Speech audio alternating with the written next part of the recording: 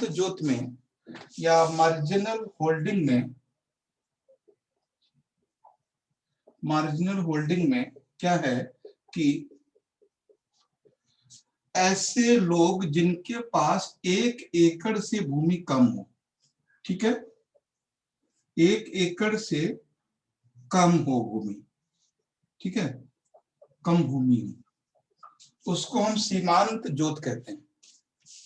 यानी ऐसे लोग जिनके पास जो भूमि है वो 1 एकड़ से कम हो, उनको हम मार्जिनल होल्डर्स कहते हैं, ठीक है। अब क्या हुआ है कि मार्जिनल होल्डर्स यानी सीमांत जोतों की संख्या में वृद्धि हुई है, ठीक है, सीमांत जोतों की संख्या में वृद्धि हुई है। इसमें सीमांत यानी जो मार्जिनल सीमांत जोतों की संख्या में वृद्धि हुई है, संख्या में वृद्धि हुई है, ठीक है। मार्जिनल जो होल्डर्स हैं उनके इंक्रीज हुआ है नंबर में, तो यानी less than 1 hectare land, sorry 1 एकड़, 1 एकड़ भूमि से कम जिसके पास लैंड है उसको marginal hectare marginal land holders कहते हैं। और सीमांत किसानों की, सीमांत जोतों की जो मार्जिनल होल्डर्स है उनकी संख्या में निरंतर वृद्धि हुई है, ठीक है। अब निरंतर वृद्धि क्यों हुई है आप जानते ही, सबसे ज्यादा इन्हीं में वृद्धि हुई, क्योंकि यहाँ पर क्या हुआ है कि जो नंबर ऑफ पर्सन है वो, जैसे किसी के पास ये खेत था उसमें मान लीजिए 2 भाई थे, है ना, अब 2 भाई के क्या हुआ, 2-2 बच्चे हो गए, तो ये हो गया। अब फिर उनके बच्चे हुए, ठीक है, फिर उनके बच्चे हुए, तो इस तरह से क्या हुआ, जोतों का आकार कम होता चला गया, ठीक है। तो पॉपुलेशन के बढ़ने की वजह से जोतों का आकार छोटा होता चला गया, ठीक है। तो क्योंकि भूमि का आकार तो बढ़ेगा नहीं, जनसंख्या का आकार बढ़ता है। यस सर, ये है। उसके बाद है छोटी जोत वाले, स्मॉल होल्डिंग्स, ठीक है, स्मॉल होल्डिंग। नेक्स्ट बात करते हैं स्मॉल होल्डिंग्स, छोटी जोत वाले, स्मॉल होल्डिंग्स, ठीक है, छोटी जोत वाले। इनका क्या है, इनके पास 1 एकड़ से, ठीक है, 1 एकड़ से 4 एकड़ तक की जमीन, ठीक है, 1 एकड़ से लेकर 4 एकड़, ठीक है। 1 हेक्टेयर से लेकर 4 हेक्टेयर तक की भूमि होती है, उसको हम छोटा किसान कहते हैं। 1 हेक्टेयर का मतलब होता है 6 बीघा जमीन, शायद यही होता है ना। 1 हेक्टेयर का मतलब होता है 6 बीघा जमीन। जिसके पास 1 बीघे मतलब 6 बीघे से लेकर 24 बीघे तक है, तो उसको हम छोटा जोत कहते हैं, छोटा जोत, ठीक है। तो मुझे नहीं लगता कि ज्यादातर किसानों के पास जो जमीन है अपने यहाँ, वो 5 से 15 है सबसे ज्यादा, 5 से लेकर 15 बीघा तक सबसे ज्यादा लैंड होल्डिंग है इंडिया में, 5 to 15। यस सर, हमारे पास खुद ही 6 बीघा है। हाँ, तो इसी में आते हैं ज्यादातर लोग जो है, वो इसी में आ जाते हैं, तो ये चीज ध्यान रखना है। और इसकी भी संख्या निरंतर कम हो रही है, इनकी संख्या कम हुई है, इस जोतों की संख्या डिवाइड होते जा रही है, जनरेशन बाय जनरेशन डिवाइड हो रही है, इसकी कम हुई है। हाँ, छोटी जो स्मॉल होल्डिंग की संख्या कम हुई, नंबर ऑफ स्मॉल होल्ड कम हुए। उसके बाद है मीडियम होल्डिंग, यानी मीडियम होल्डिंग का मतलब है मध्यम जोत। मीडियम होल्डिंग का मतलब है मध्यम जोत। अब इसमें क्या है, 4 बीघे से लेकर 4 एकड़ से लेकर 10 एकड़ तक, यानी 4 हेक्टेयर टू 10 हेक्टेयर। इसमें लोग काफी कम हैं, ठीक है। 4 हेक्टेयर से लेकर 10 हेक्टेयर तक की भूमि जिनके पास है उनको कहते हैं।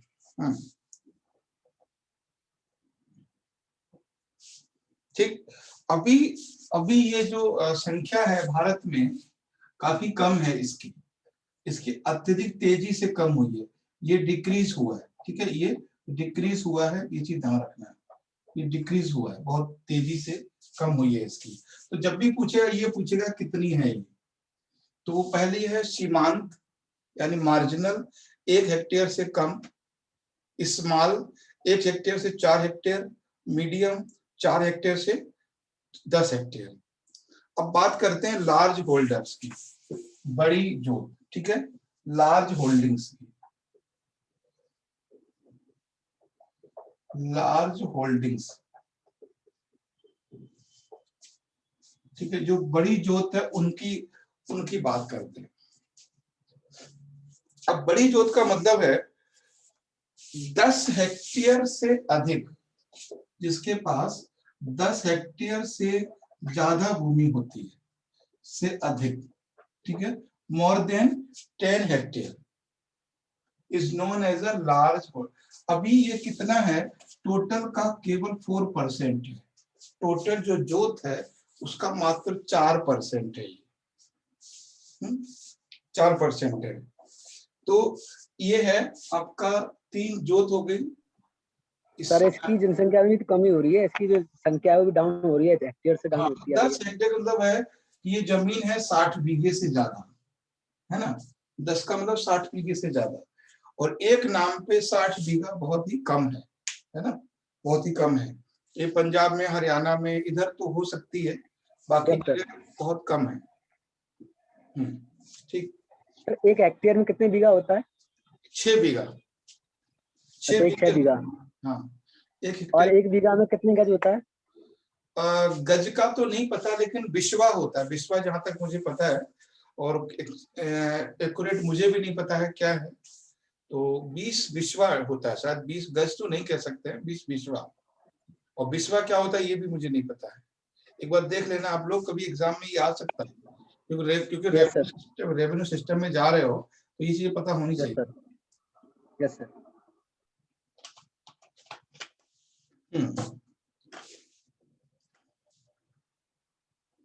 नेक्स्ट लिखिए, इसमें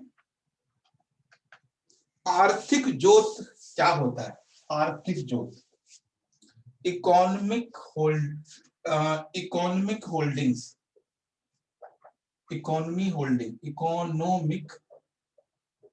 होल्डिंग्स,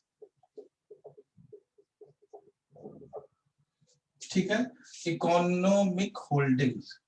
इकोनॉमिक होल्डिंग का मतलब क्या होता है, आर्थिक जोत, ठीक है, आर्थिक जोत, इसका मतलब क्या होता है।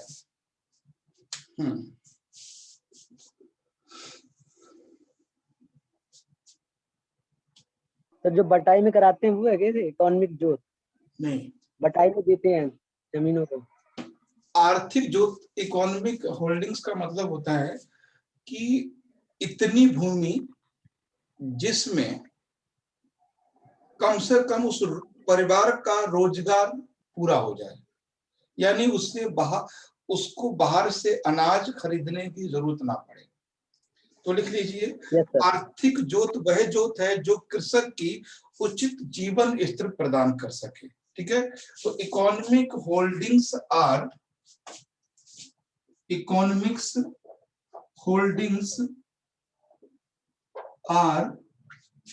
है ना, to provide life facility for a farmer family, ठीक है, फॉर ए फार्मर फैमिली, यानी एक उतनी जोत जो किसान को आराम से उसका जीवन स्तर चला सके, ठीक है। अब आर्थिक जोत, अब देखो डिपेंड करता है कि हमारे पास मान लीजिए खेत है 200 बीघे, ठीक है, मगर वो खेत कहां पर है, नदी किनारे पर है, कुछ बंजर भूमि में है, कुछ डेजर्ट में है, कुछ तालाब में है, तो आर्थिक जोत में नहीं आता है। मेरी बात समझ रहे हैं कि लैंड का होना और इकोनॉमिक होल्डर्स होना ये दोनों अलग है। मान लीजिए बंजर भूमि है, वो 200 बीघे है, किस काम की? किसी काम की नहीं।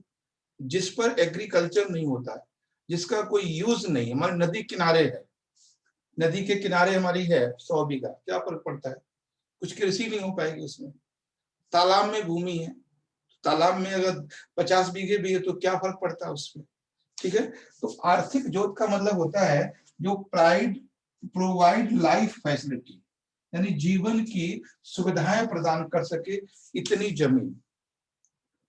और ये जमीन डिपेंड करता है उसकी यूटिलिटी पर, उसके प्रोडक्शन पर। सबसे अच्छी आर्थिक जोत का मतलब है कि उसके पास जो भी भूमि है वो सभी कृषि उपजाऊ है। ये आर्थिक भूमि, आर्थिक जोत है। तो लिख लीजिए affecting factor of economic holdings. आर्थिक जोत को प्रभावित करने वाले कारक हैं कौन से?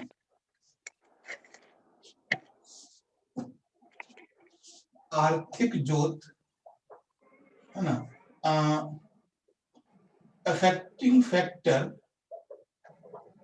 Affecting factors of economic holdings.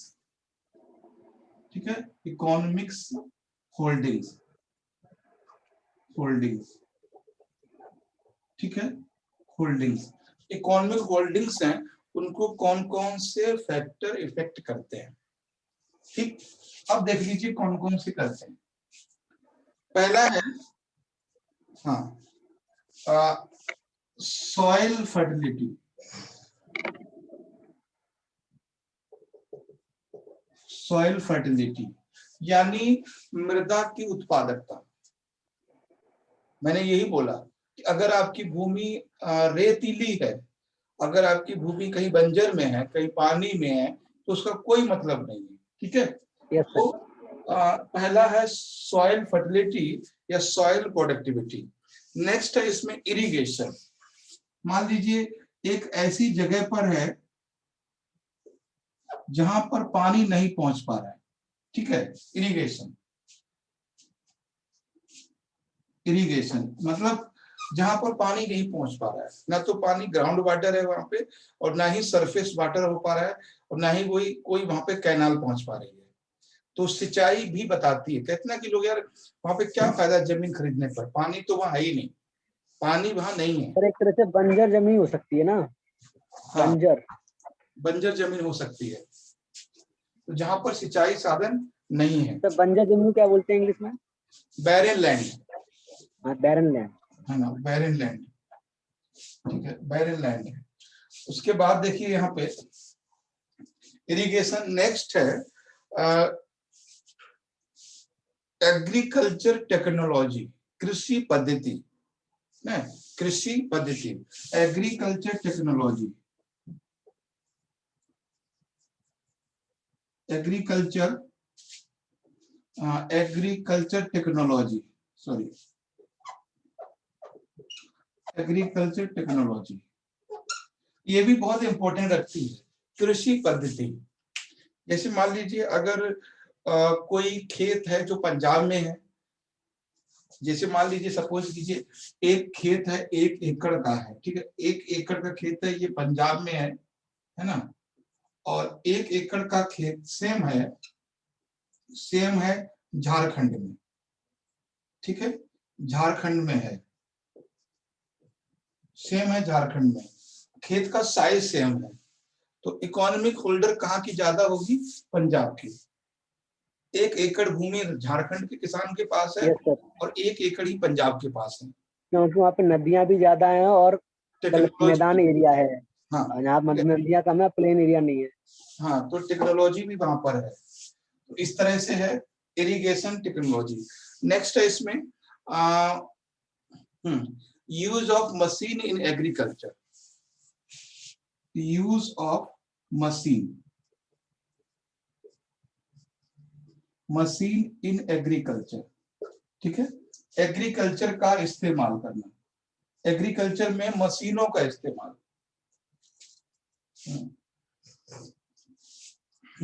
Agriculture में मशीनों का इस्तेमाल,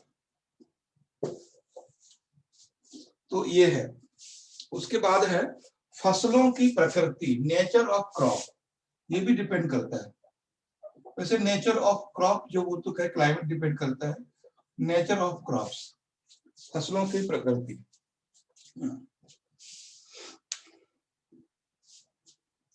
जैसे मान लीजिए कि अगर कोई फसल ऐसी है जो बहुत ज्यादा जिसकी मार्केट में कीमत है ना, तो ये भी डिपेंड करता है। मार्केट में अगर ज्यादा कीमत है तो ये भी डिपेंड करता है कि उसमें क्या है।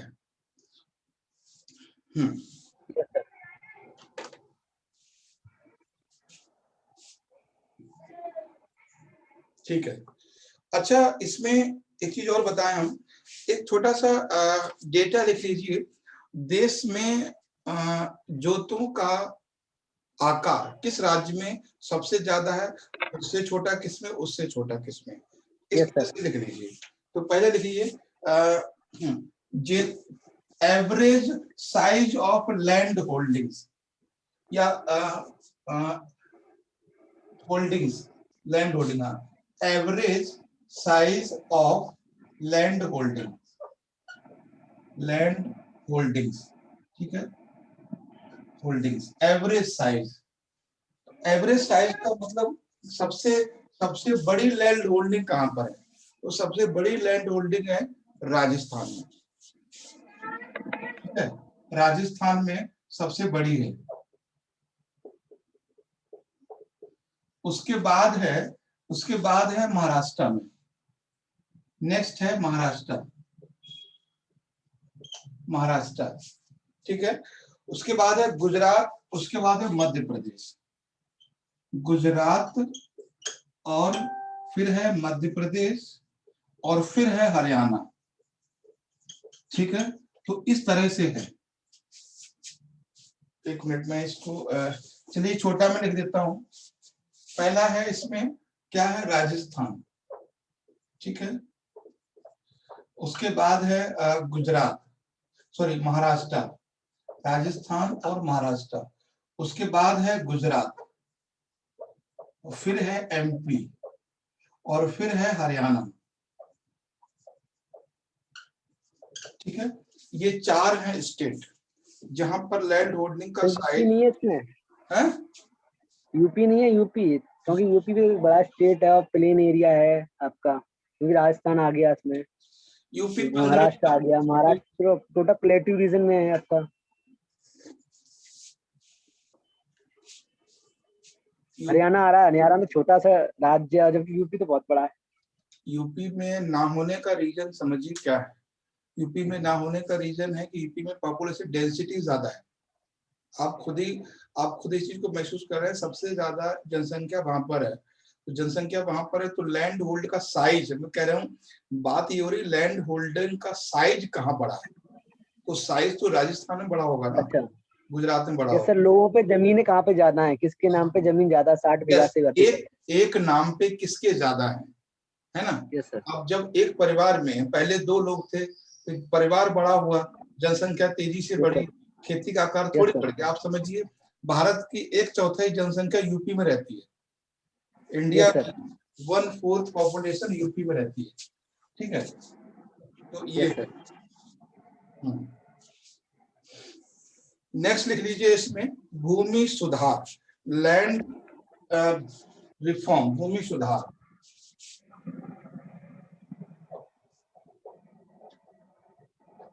भूमि सुधार,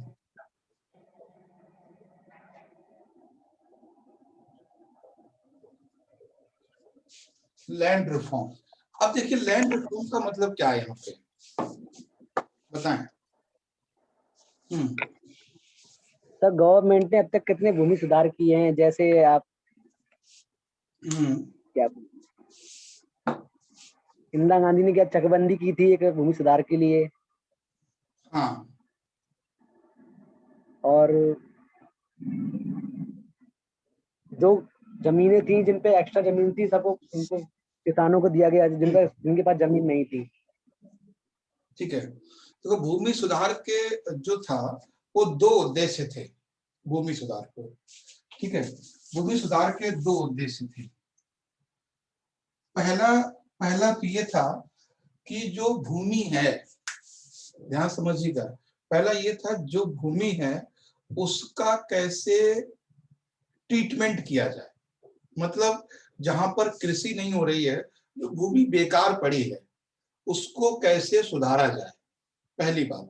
ठीक है, उसी को सुधारने के लिए सबसे पहला कदम उठाया गया, भारत में सिंचाई परियोजना शुरू की गई, भाखड़ा नागर डैम, और भी बहुत सारी है, आपको पता है। तो सबसे पहले जो भूमि जहां कृषि नहीं हो रही है उसको ट्रीट करना था।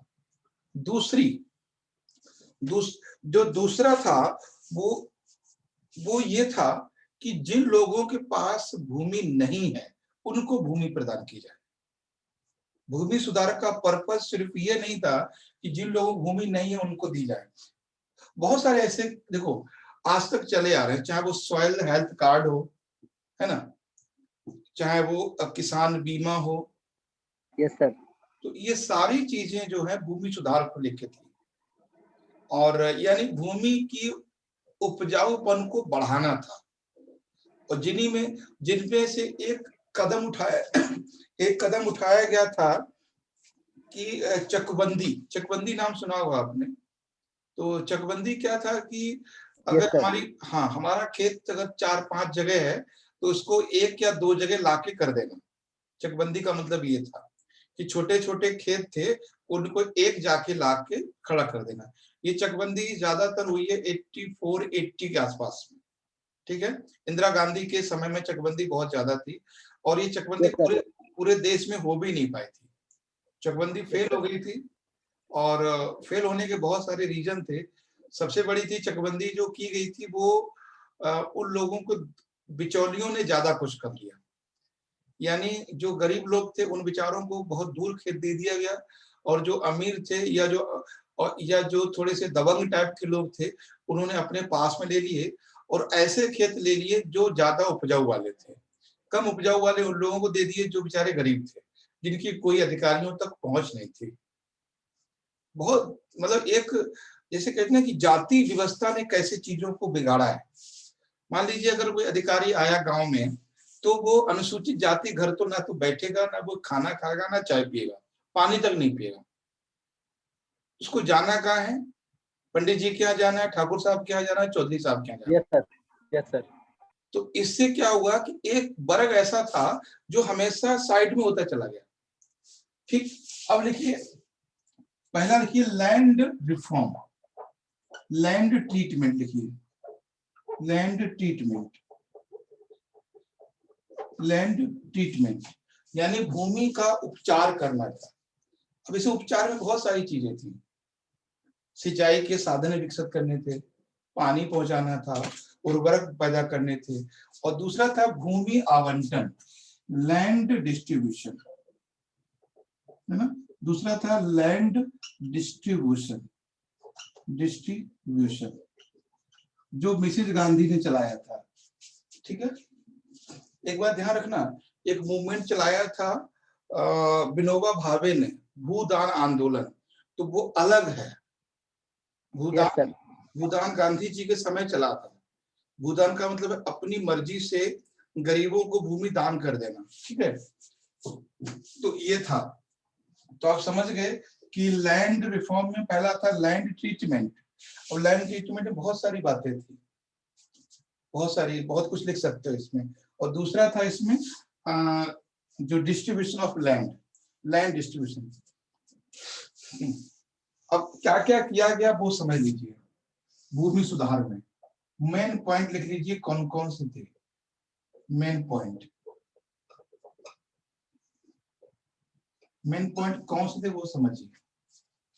पहला पॉइंट था कि evolution of the intermediate evolution का मतलब होता है एवोल्यूशन खत्म कर देना, यानी एंड ऑफ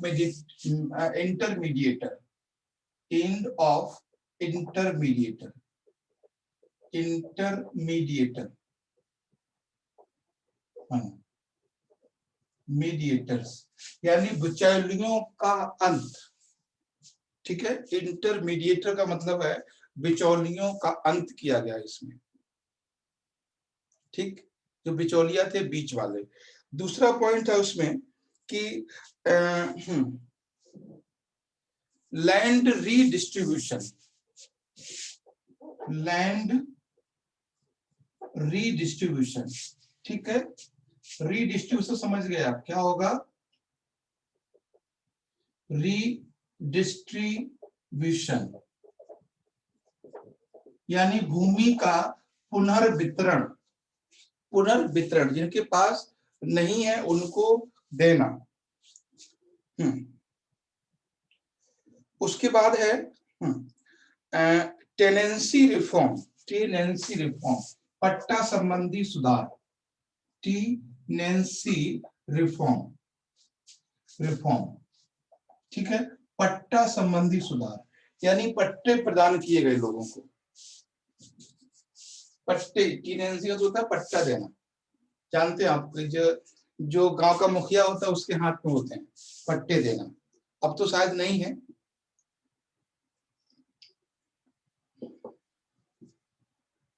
तो उसमें यही था, जैसे जिन लोगों के पास, जैसे ग्राम सभा, जो ग्राम सभा होती थी या सरकारी जमीन होती थी, उनमें से कुछ उन लोगों को आवंटित कर दिया जाता था जो गरीब होते थे, और उनको बता दिया देखो वहां पे जाओ, वहां तुम्हारी भूमि है, वो तुम्हारे लिए दे दी गई है, और ये फ्री ऑफ कॉस्ट होती थी।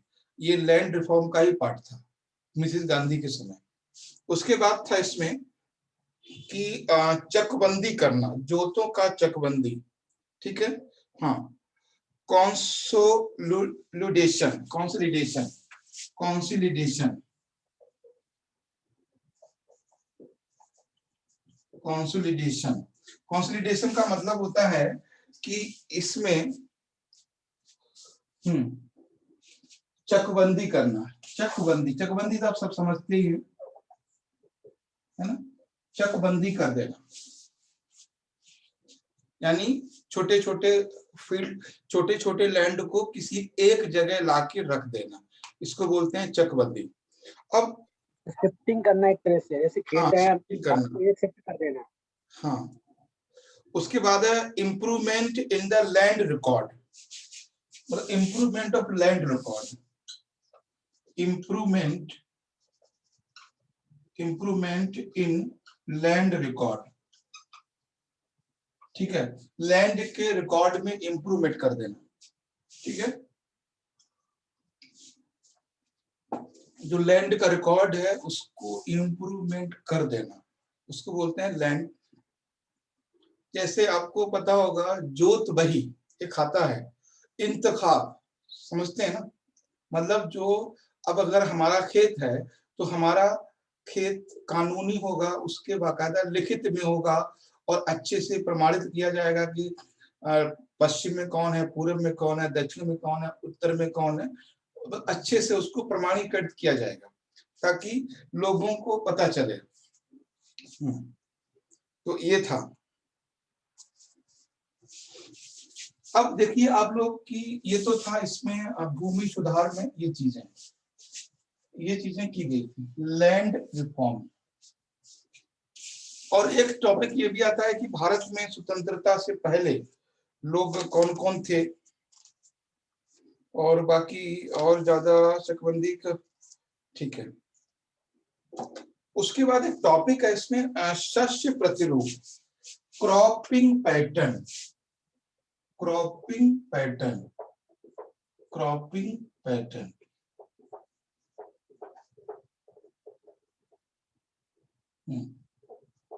क्रॉपिंग पैटर्न, ठीक है, क्रॉपिंग पैटर्न, शस्य प्रतिरूप, सॉरी, पैटर्न। तो ये क्या होता है?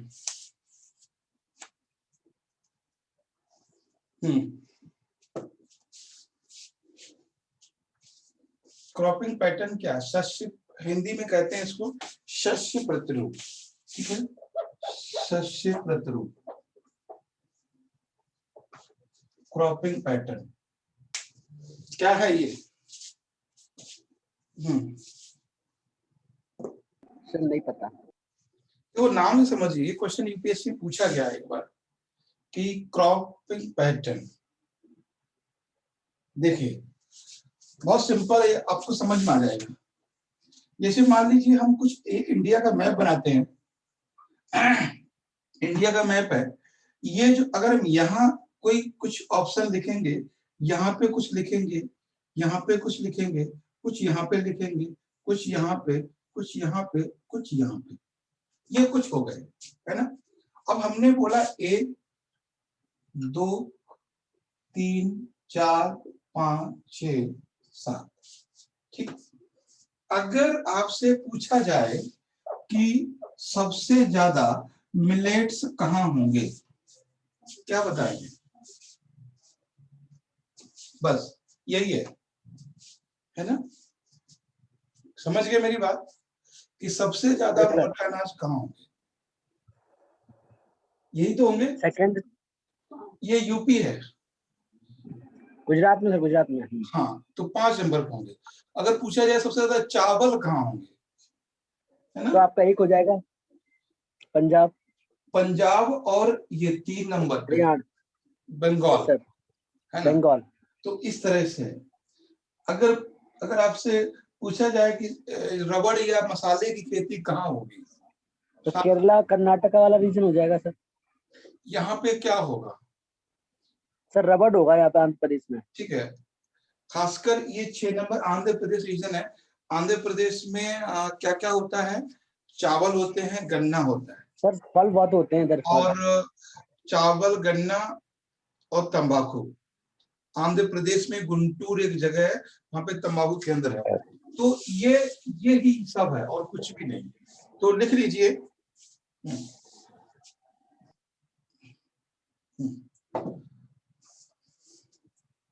क्रॉप प्रोडक्शन, और सिंपल फॉर्म में लिखिए crop production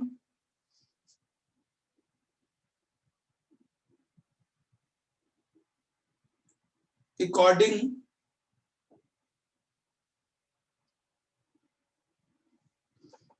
climate and soil composition. ठीक है, crop production according climate and soil composition, यानी जलवायु एवं मृदा के अनुसार वर्ष के अनुसार फसलों का होना क्रॉप पैटर्न कहलाता है। ठीक, क्रॉप पैटर्न ये फिक्स होता है मोस्टली। अभी क्या है, अभी कुछ समय से क्रॉप पैटर्न चेंज हुआ है ना। क्रॉप पैटर्न ये चेंज हो रहा है, ठीक है, क्रॉप पैटर्न ये चेंज हो रहा है। अब क्रॉप पैटर्न को चेंज होने का 2 कारण है।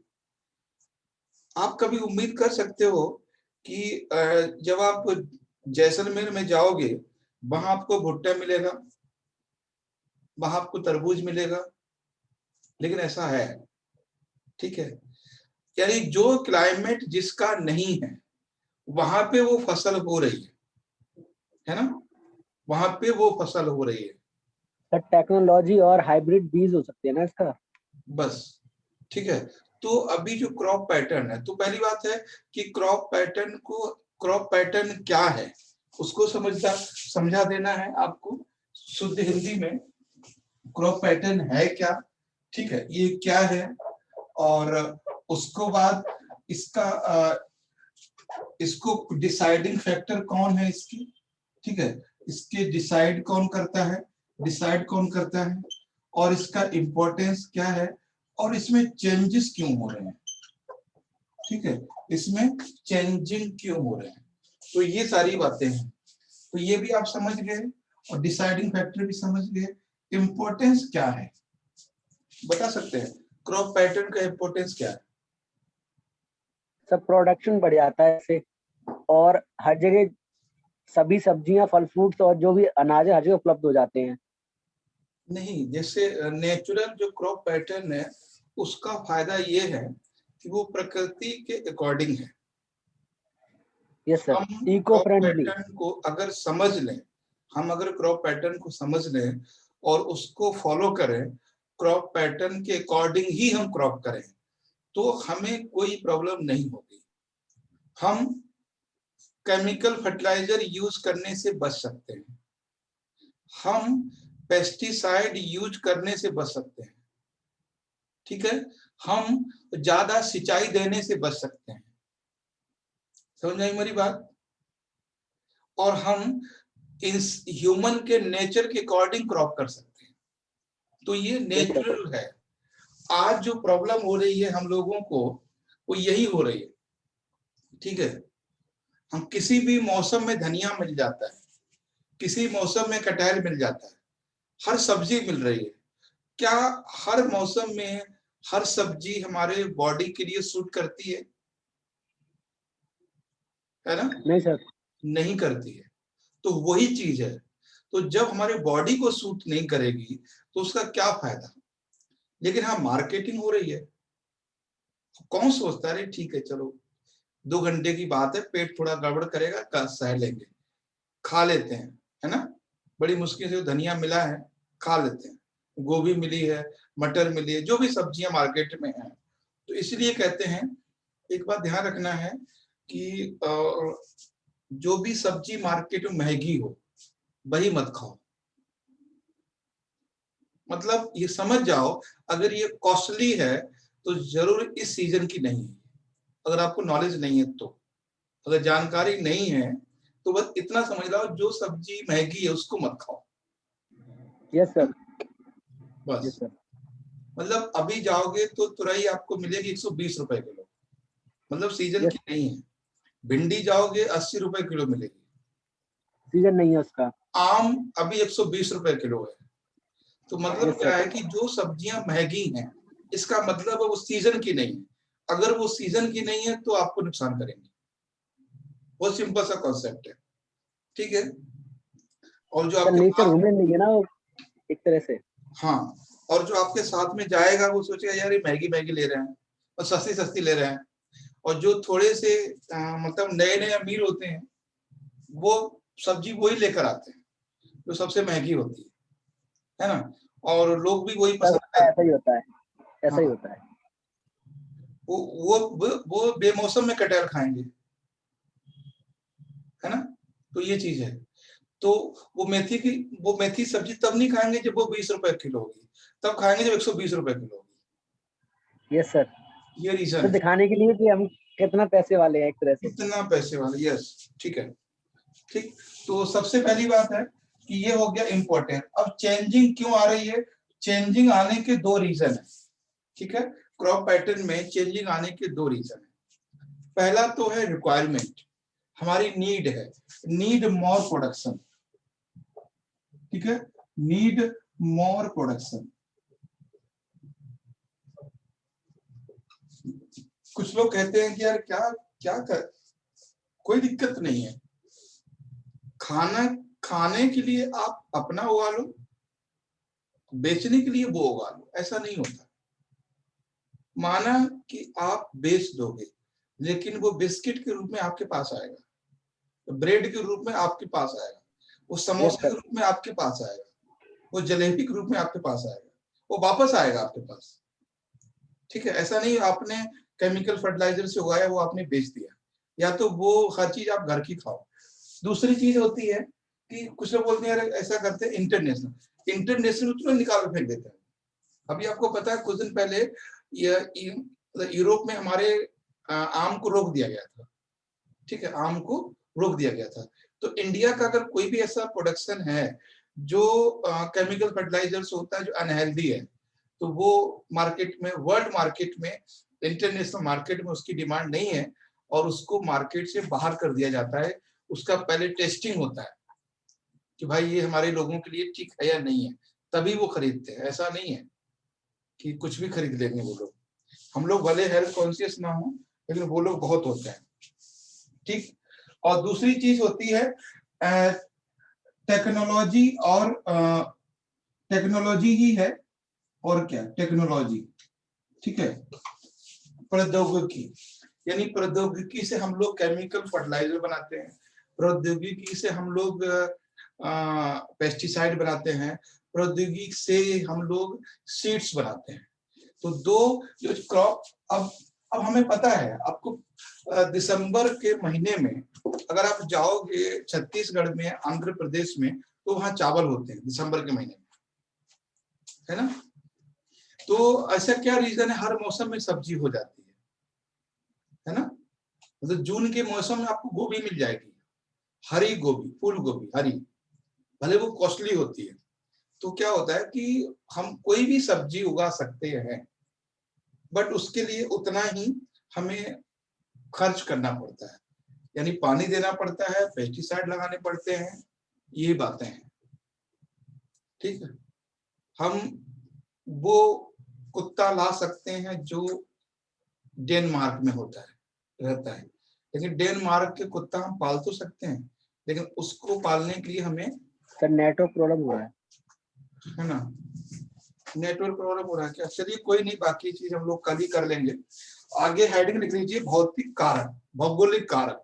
भौगोलिक कारक कौन कौन से हैं कृषि को प्रभावित करने वाले, ठीक है, तो इसको हम लोग कल ही कर लेंगे।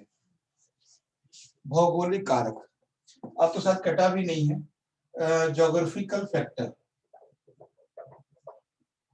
है ना, हाँ, geographical factor of the agriculture change, ठीक है, इसको हम लोग कल ही कर लेंगे। और कल है। Yes sir.